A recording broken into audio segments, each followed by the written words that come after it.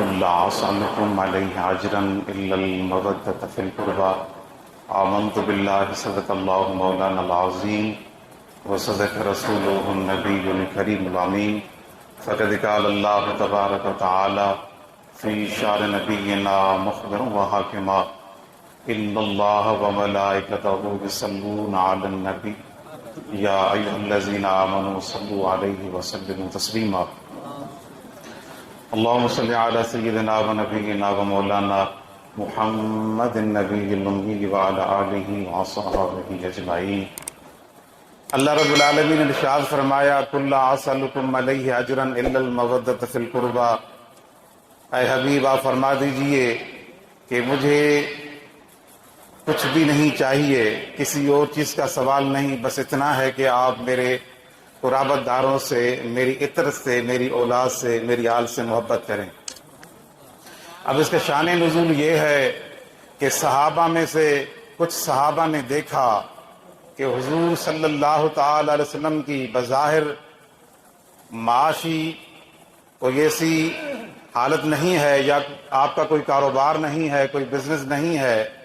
آپ سارا دن ہماری فلاح کے لیے، ہمارے فکر آخرت کے لیے کوشاں رہتے ہیں، تو ہم غلاموں پر یہ بات عائد ہوتی ہے، یہ ہم پر یہ بات لازم ہے کہ ہم اپنے آقا کی خدمت میں کوئی ہدیہ پیش کریں، جو اللہ نے ہمیں دیا ہے اس میں سے کچھ سرکار کی خدمت اقدس میں بھی پیش کر دیں۔ قصہ مختصر، اب یہ صحابہ کرام نے جو سوچا تو وہ جو ساز و سامان تھا، کوئی بکری لے کے آ رہا ہے، کوئی پیسے لے کے آ رہا ہے، کوئی اناج لے کے آ رہا ہے، الغرض کچھ نہ کچھ وہ لے کے حضور کی بارگاہ اقدس میں حاضر ہوئے۔ جب حضور نے یہ دیکھا کہ صحابہ نے مال و اسباب میرے دروازے کے آگے جمع کیے ہیں، تو اللہ رب العالمین نے قرآن کریم نازل فرمایا۔ اللہ نے فرمایا حبیب ان سے فرما دیجئے کہ ان چیزوں کی ضرورت مجھے نہیں ہے، ان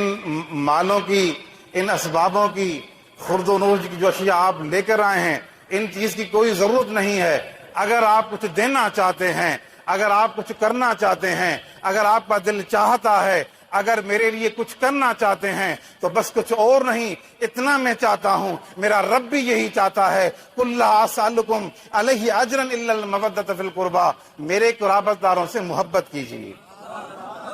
میرے بچوں سے محبت کیجئے، میری آل سے محبت کیجئے، میری آل سے پیار کیجئے، میں یہی چاہتا ہوں۔ اللہ رب العالمین نے اس بات کو قرآن کریم میں جگہ دی، اللہ نے اس بات کو قرآن کریم کا حصہ بنا دیا اور مسلمانوں کو بتا دیا کہ مسلمانوں، میرے نبی پر کلمہ پڑھنے والوں، اگر نجات چاہتے ہو، اگر آپ چاہتے ہو اللہ اور اس کے رسول کی بارگاہ میں کوئی مقام مل جائے، تقرب حاصل ہو، مقام حاصل ہو، قرب حاصل ہو، تو میرے نبی کی جو عطرت ہے، میرے نبی کی جو آل ہے، ان سے محبت کرنی ہوگی، ان سے پیار کرنا ہوگا۔ ان کا پیار مجھے بھی پسند ہے اور میرے رسول کو بھی پسند ہے۔ اشارتاً یہ بات عرض کروں گا کہ اگر اس معاملے میں اس کو قرآن کریم کی جو یہ آیت نازل ہوئی، اللہ نے اپنے حبیب کی آل سے محبت کا جو درس دیا، جو حکم دیا، اس حکم میں سب سے پہلے جو شامل ہیں وہ صحابہ کرام ہیں، حضور کے صحابہ ہیں۔ اور قرآن جب بھی اترا ہے، قرآن جب نازل ہوا، قرآن کریم کے فرامین اور احکام جب نازل ہوئے، سب سے پہلے اگر کوئی عمل پیرا ہوا ہے وہ صحابہ کی جماعت ہے۔ اللہ رب العالمین نے قرآن کریم میں جہاں کہیں بھی ارشاد فرمایا یا ایھا الذین آمنو، اس لفظ آمنو میں آج کا مسلمان نہیں، کوئی کل کا مسلمان نہیں، کوئی پیچھے کا مسلمان نہیں، بلکہ سب سے پہلے اس ایمان والے لفظ میں اگر کوئی جماعت شامل ہے تو وہ صحابہ کی جماعت، کہ اللہ رب العالمین نے اپنے پیارے حبیب صلی اللہ تعالی وسلم کے گھرانے کی محبت کو مسلمانوں کے لیے فرض کر دیا ہے، لازم کر دیا ہے۔ محبت کرنی ہے، ان کے بغیر کوئی نجات نہیں ہے، ان کے بغیر کوئی ٹھکانہ نہیں ہے۔ حضور کی آل سے محبت یہ حضور سے محبت ہے، اور حضور سے محبت اللہ رب العالمین سے محبت ہے۔ حضرت فاروق اعظم سے لوگ بڑے پریشان ہوتے ہیں، اگر ان کی بات کی جائے تو ان کا جو معیار تھا محبت کا اہل بیت کے ساتھ، تو چھوٹی سی بات میں عرض کروں گا کہ آپ میٹنگ میں مصروف تھے، امیر المومنین تھے تو آپ نے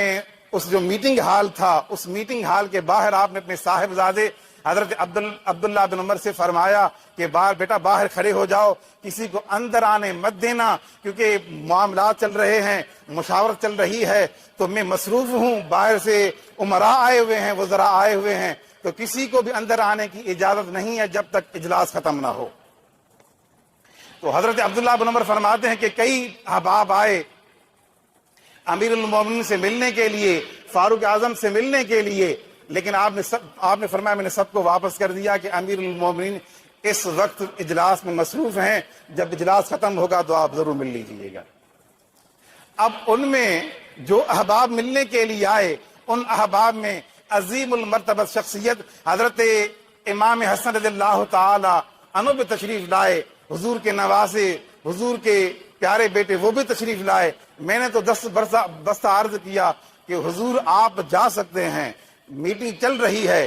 امیر المومنین نے منع تو فرمایا ہے لیکن اوروں کے لیے بات ہے، آپ کے لیے نہیں ہے۔ لیکن امام حسن رضی اللہ تعالی عنہ وہ معاملات کو جانتے تھے، اخلاق کے منبع تھے، وہ جانتے تھے کہ امیر المومنین اندر میٹنگ میں مصروف ہیں تو جانا اچھا نہیں لگتا، تو آپ نے فرمایا کہ نہیں، امیر المومنین کو اجلاس کرنے دیجئے، میٹنگ ختم ہو جائے گی تو مل لیں گے، کوئی مسئلہ تھوڑی ہے۔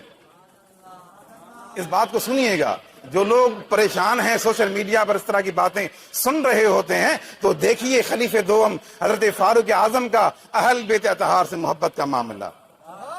خلیفہ اول حضرت سیدنا صدیق اکبر رضی اللہ تعالی عنہ کی محبت کو تو دیکھیے۔ آپ نے تو دیکھا نہیں ہے، آپ نے تو پڑھا نہیں ہے، آپ نے اس کی باتیں سنی، اس کی باتیں سنی، تو پھر آپ پریشان ہو گئے اور پھر اپنے امام سے بھی کہہ دیا کہ حضور یہ معاملہ تو یوں دکھائی دیتا ہے، بڑا ظلم ہوا اہل بیت کے ساتھ۔ کوئی ظلم نہیں ہوا، ظلم جو کہہ رہے ہیں اصل میں ظالم یہی ہے۔ اہل بیت اور صحابہ کے درمیان تو ایسی محبت ہے، اب میں آپ کو کیا بتاؤں گا، پوچھئے قرآن سے، قرآن تو کہتا ہے رحماء بینہم، یہ آپس میں رحیم شفیق ہیں۔ قرآن نے تو ایک کے لیے بات نہیں کہی، پورے صحابہ کے لیے۔ بھلا جو اہل بیت اطہار یہ صحابی نہیں ہے کیا؟ یہ بھی تو منصب صحابیت پر جلوہ افروز ہیں۔ ہر نبی جیسے ہر نبی جو ہے وہ رسول نہیں ہوتا، لیکن ہر رسول جو ہے وہ نبی ضرور ہوتا ہے، اس طرح جو صحابہ ہیں ہر صحابی اہل بیت نہیں ہے، لیکن جو اہل بیت اطہار یہ صحابی ضرور ہیں۔ تو جہاں بات آ گئی صحابہ کرام کے شان و مقام اور مرتبے کی، تو صرف صحابہ ہی شامل نہیں بلکہ حضور صلی اللہ تعالی وسلم کے گھرانے کے افراد بھی شامل ہیں۔ اور جب بات آ جائے حضور کے گھر کی تو صرف حضور کے گھر والے ہی شامل ہیں، صحابہ شامل ہیں۔ تو میں عرض کر رہا تھا کہ امام حسن رضی اللہ تعالیٰ عنہ تشریف لے گئے، جب اجلاس ختم ہوا اور امیر المومنین حضرت سیدنا فاروق اعظم رضی اللہ تعالیٰ عنہ نے جب دریافت کیا اپنے بیٹے حضرت عبداللہ بن عمر سے کہ بیٹا بتاؤ کوئی آیا تو نہیں تھا، تو آپ نے عرض کیا بابا جان آئے تو بہت سے تھے لیکن ایک عظیم شخصیت بھی آئی تھی، امام حسن آئے تھے، تو میں نے تو کہا تھا آپ اندر جائیں، تو آپ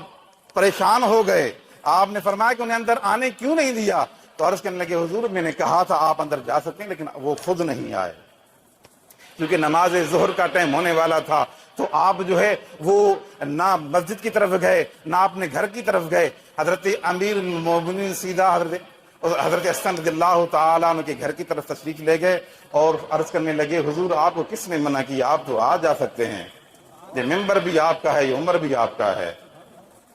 ایک دفعہ فاروق اعظم ممبر پر جلوہ افروز ہیں، بات کہنے کا مقصد صرف اتنا ہے دوستو کہ الحمدللہ ہم اہل سنت و جماعت والے اس بات کو اچھی طرح سے جانتے ہیں کہ اہل بیت اطہار میں اور صحابہ کرام میں کوئی جھگڑا نہیں ہے، کوئی ایسی بات نہیں ہے۔ جب قرآن نے فیصلہ دے دیا، آج کا اگر کوئی جج فیصلہ کرتا ہے آپ اسے مان لیتے ہیں، کوئی چودھری فیصلہ کرتا ہے آپ اسے مان لیتے ہیں، خاموش ہو جاتے ہیں۔ جب اللہ کا قرآن فیصلہ دے رہا ہے، اللہ رب العالمین نے فیصلہ دے دیا، پھر آپ کیوں دائیں بائیں دیکھتے ہیں؟ اللہ کے قرآن نے جب فیصلہ دے دیا ہے رحماء بینہم کہ یہ آپس میں شفیق اور رحیم ہے، تو بس بات ختم ہو۔ تو حضرت فاروق اعظم ممبر پر جلوہ افروز تھے، خطبہ دے رہے تھے، تو حضرت امام حسین رضی اللہ تعالیٰ عنہ چونکہ کم سن تھے، بچپن کا زمانہ تھا، تو آپ جیسے تشریف لائے تو آپ نے اپنے خیال میں کہہ دیا کہ آپ ہمارے نانا کے ممبر پر کیوں بیٹھے ہیں، اترے ہمارے نانا کے ممبر سے، کیونکہ وہ ویسے بھی حضرت اگر امام حسن اور امام حسین رضی اللہ تعالی عنہما کی سیرت کو پڑھا جائے تو امام حسین رضی اللہ تعالی عنہ حضرت امام حسن رضی اللہ تعالی عنہ سے میرے مطالعے کے مطابق زیادہ چہیتے اور زیادہ حضور سے لاڈ کرنے والے تھے۔ تو آپ نے سن رکھا نا، تو حضور کے سرے کندھے مبارک پر بھی امام حسین بیٹھے تھے، جو حضور نے 72 مرتبہ تسبیح کو لمبا کر دیا۔ تو ایسے معاملات کئی ہیں۔ تو آپ نے وہ جب لاڈلے بیٹے تھے تو کہہ دیا کہ نانا کے ممبر سے اتریے، تو آپ نے سنا ہوگا، میں بار بار اس لیے کر رہا ہوں کہ یہ باتیں نئی نہیں، آپ نے سن رکھی ہیں، تو آپ ادھر ادھر نہ دیکھیں، آپ ان باتوں پر عمل کریں کہ کوئی فرق نہیں ہے، ان کے صحابہ اور اہل بیت کے درمیان کوئی جھگڑا نہیں ہے، یہ آپس میں رحیم ہیں، آپس میں شفیق ہیں۔ تو آپ نے اپنی دستار اتاری، آپ فرمانے لگے کہ میرے بھتیجے، یہ ممبر تو کیا، یہ عمر کے سر پر جو بال ہیں یہ بھی تو آپ کے نانا کا تصدق ہے، ان کا صدقہ ہے۔ تو آپ نے اپنے گلے سے لگا لیا اور آپ نے پوچھا، بیٹا بتاؤ تو صحیح، آپ کو یہ بات کس نے بتلائی ہے کہ یہ آپ کے نانا کا ممبر ہے؟ تو چونکہ حضرت علی المرتضیٰ شیر خدا رضی اللہ تعالی عنہ وہاں موجود تھے، تو آپ کو یہ بات سوجی کہ امام حسین رضی اللہ تعالی عنہ نے یہ بات نہیں کرنی چاہیے تھی، تو وہ بحیثیت باپ تو عجیب لگا۔ تو آپ نے فوراً جیسے ہی فاروق اعظم نے پوچھا حضرت امام حسین رضی اللہ تعالی عنہ سے، تو بیٹا کس نے آپ کو بتایا کہ ممبر آپ کے نانا جان کا، ہم آپ کے نانا جان کے ہیں؟ تو حضرت مولا علی نے عرض کیا کہ امیر المومنین بخدا میں نے نہیں سمجھایا، بچے نے خود کہہ دیا ہے۔ تو آپ نے جو ہی ترشی نگاہ دیکھی، حضرت مولا علی نے جو ہی ترشی نگاہوں سے امام حسین رضی اللہ تعالیٰ عنہ کی طرف دیکھا تو فاروق اعظم نے روک دیا کہ علی نہیں، سچ تو کہا ہے اس نے، ممبر تو حضور کا تو ہے، اس کے نانا کا تو ہے۔ اگر یہ تو تھے فاروق اعظم، اگر آپ تاریخ پڑھیں گے، اگر تاریخ کا مطالعہ کریں گے، اگر سیرت کا مطالعہ کریں گے تو آپ کو پتا چلے گا جب امام حسین رضی اللہ تعالیٰ عنہ نے جب مدینہ سے جب کوفہ کی طرف جانے کا ارادہ کیا تھا تو بہت سے صحابہ نے روکا، لیکن سب سے زیادہ جو روکنے والے تھے وہ عبداللہ بن عمر تھے۔ وہ حضرت فاروق اعظم کے صاحبزادے تھے۔ رو رو کر آپ کہنے لگے کہ حضور نہ جانے یہ وفادار نہیں ہیں، یہ وفا شار نہیں ہیں، آپ کے بابا جان کے ساتھ ان لوگوں نے کیا کیا، آپ پھر ان کی طرف جا رہے ہیں۔ تو صحابہ تو بہت سارے تھے، آپ کو منع کر رہے تھے، آپ کو حالات بتا رہے تھے کوفہ والوں کے، لیکن ان تمام صحابہ میں سے سب سے جو زیادہ اس بات پر زور دے رہے تھے اور آنکھوں سے آنسو جاری تھے، رو رہے تھے، وہ حضرت عبداللہ بن عمر تھے، جو بار بار حضرت امام عالی مقام سے کہہ رہے تھے حضور نہ جائیں نہ جائیں۔ یہ محبت نہیں تھی تو پھر کیا تھا، یہ احترام کا رشتہ نہیں تھا تو کیا تھا، یہ محبت کا تعلق نہیں تھا تو کیا تھا، یہ مودت کا تعلق نہیں تھا تو کیا تھا، یہ قرآن کریم کی آیت پر عمل نہیں تھا تو کیا تھا، یہ اللہ رب العالمین کے احکام کی پر عمل پیران نہیں تھے تو پھر کیا تھا۔ صحابہ کرام نے سب سے پہلے، جس طرح میں نے عرض کیا کہ صحابہ کی وہ جماعت ہے، سب سے پہلے تو عمل انہوں نے کیا ہے، پھر انہوں نے ہمیں بتلایا ہے۔ ہم اگر آپ آج نماز پڑھ رہے ہیں، اگر اہل بیت اطہار سے محبت کا جو رشتہ تعلق قائم ہے، یہ صحابہ کی وجہ سے تو قائم ہے۔ انہیں نہیں تو ہمیں بتایا، انہوں نے ہمیں سکھلایا کہ صحابہ حضور کے گھرانے سے اس طرح محبت کی جاتی، ان سے اس طرح کا پیار کیا جاتا ہے۔ اگر عثمان غنی کی بات کی جائے تو حضرت عثمان غنی رضی اللہ تعالی عنہ حضور کے چچا حضرت عباس کا اتنا ادب کرتے تھے تو حضور کے بچوں کا اور حضور کی آل کا کتنا خیال کرتے ہوں گے، حضور کے نواسوں کا، حضور کی امہات المومنین کا، ازواج مطہرات کا کتنا خیال کرتے ہوں گے۔ میں نے کہیں پڑھا کہ حضرت عثمان غنی رضی اللہ تعالی عنہ اگر کسی سواری پر جا رہے ہوتے تھے، سواری پر ہوتے تھے، اونٹ پر ہوتے تھے، گھوڑے پر ہوتے تھے، اگر حضرت عباس جو حضور کے چچا تھے انہیں چلتا دیکھتے تھے کہ کہیں جا رہے ہیں تو آپ ان کے احترام میں اس سواری سے اتر جاتے تھے۔ حضور کے چچا ہیں، جو حضور کے چچا کا اتنا خیال کرے، اتنا ادب کرے، تو حضور کے کندھوں پر جو چڑھے، جن کو حضور نے اپنے کندھوں پر بٹھایا، جنہیں حضور نے بوسے دیے، جن کو حضور نے پیار دیا، جن کا رونا حضور نے گوارا نہ سمجھا، تو ان کا صحابہ کتنا ادب کرتے ہوں گے۔ ان کو کتنا پیار دیتے ہوں گے، ان کا کتنا خیال رکھتے ہوں گے۔ تو آج کی جو یہ محفل ہے انہی کے حوالے سے ہے، ان کی عظمتوں کے حوالے سے ہے۔ یہاں ایک بات یہ بھی عرض کرنا چاہوں گا کہ امام عالی مقام رضی اللہ تعالیٰ عنہ کا جو پیغام ہے، یہ جو باتیں ہو رہی ہیں یہ بھی ضروری ہیں تاکہ ہمارے اندر ان کی محبت اور موجزن ہو اور تازہ ہو۔ لیکن اس سے بھی زیادہ جو مؤثر ہے، اس سے زیادہ جو کام کی چیز ہے وہ فکر حسین ہے، وہ پیغام حسین ہے۔ جس طرح ہم ذکر حسین کا تو اہتمام کرتے ہیں، اسی طرح فکر حسین کا بھی اہتمام کرنا چاہیے۔ اگر ذکر حسین کا اہتمام کیا اور فکر حسین کا اہتمام نہ کیا تو ہم نے کچھ بھی نہ کیا۔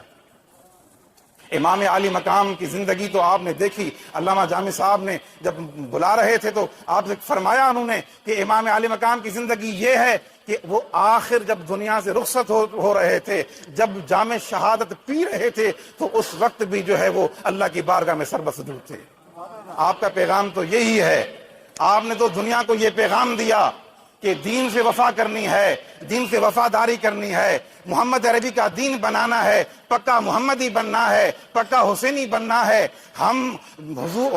محمدی بننے کے لیے تیار نہیں ہیں، ہم حسینی بننے کے لیے تیار نہیں ہیں۔ ہاں محبت تو کرتے ہیں، دعویٰ تو کرتے ہیں، لیکن یہ دعویٰ ٹھیک نہیں ہے۔ یہ میں اپنے آپ سے بات کہہ رہا ہوں کہ پکا حسینی بننے کے لیے حسینی کردار کی ضرورت ہے، پکا محمدی بننے کے لیے سنتوں کی اتباع ضروری ہے۔ جب تک سنتوں کا اتباع نہ ہوگا، حسینی کردار کو اپنایا نہ جائے گا، تو نہ ہم محمدی بن سکتے ہیں نہ ہم حسینی سکتے ہیں۔ بس اتنا ہو سکتا ہے کہ ہم گفتار کے غازی بن سکتے ہیں، کردار کے غازی نہیں بن سکتے۔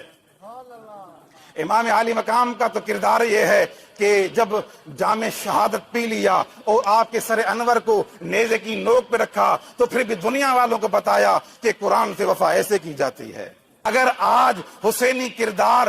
گفتار نہیں بلکہ حسینی کردار کے ہم سارے غازی بن جائیں تو اللہ گواہ ہے، علماء فرماتے ہیں، مشائخ فرماتے ہیں، ہمارے اکابر فرما گئے، ہمارے بزرگان دین فرما گئے، اگر ہم ایک جگہ پہ مجتمع ہو گئے، سنتوں کا اتباع کر لیا، حسینی کردار کو اپنا لیا، تو پھر یاد رکھو، یہ آپ نے سن نہیں رکھا کہ آج بھی کفر لرزتا ہے۔ وہ یہ کہتا ہے کہ اگر 10 سال اور اگر فاروق اعظم حکمرانی کرتے تو دنیا پر کفر نہ رہتا، ہر جگہ اسلام کا بول بالا ہوتا۔ تو الحمدللہ پھر سلطان صلاح الدین ایوبی بھی تو ہمارے تھے، اور نور الدین زنگی بھی ہمارے تھے، اور حضرت فاروق اعظم بھی ہمارے ہیں، حضرت صدیق اکبر بھی ہمارے ہیں، عثمان غنی بھی ہمارے ہیں، حضرت مولا علی بھی ہمارے ہیں جنہوں نے اتنا بڑا کارنامہ کیا، حضرت امیر معاویہ بھی ہمارے ہیں جن کے اتنے بڑے کارنامے ہیں۔ دوستو یہ بھی تو انسان تھے، اللہ نے ان کو وہ مقام عطا کیا تھا، استقامت عطا کی تھی، ڈٹ گئے تھے حضور کے دین پر، اتنا ڈٹ گئے کہ جب بات آ گئی اولاد پر تو اولاد کو بھی ذبح کروا لیا، اولاد کو بھی قربان کروا لیا، بات آ گئی اپنے آپ پر تو اپنی جان بھی قربان کر دی۔ لیکن ہم وہ ہیں، آج کے مسلمان وہ ہیں، نہ جان خرچ کرتے ہیں نہ مال خرچ کرتے ہیں، کہتے ہیں مولوی جانے، مولوی کا کام جانے۔ بات کہنے کا مقصد یہ ہے کہ جب تک ہم مجتمع نہیں ہوں گے، جب اتحاد کی فضا قائم نہیں ہوگی، تب تک ہم حسینی کردار کے قائل نہیں ہو سکتے، محمدی کردار کے قائل نہیں ہو سکتے۔ بس پھر وہ یہی ہیں کہ بس باتیں تو کوئی کر گیا، بہت اچھی کر گیا، عمل کی کوئی بات نہیں ہوئی۔ اللہ تعالیٰ میرا کہنا اور آپ کا سنا اپنی بارگاہ میں قبول فرما، وما علینا الا البلاغ المبین۔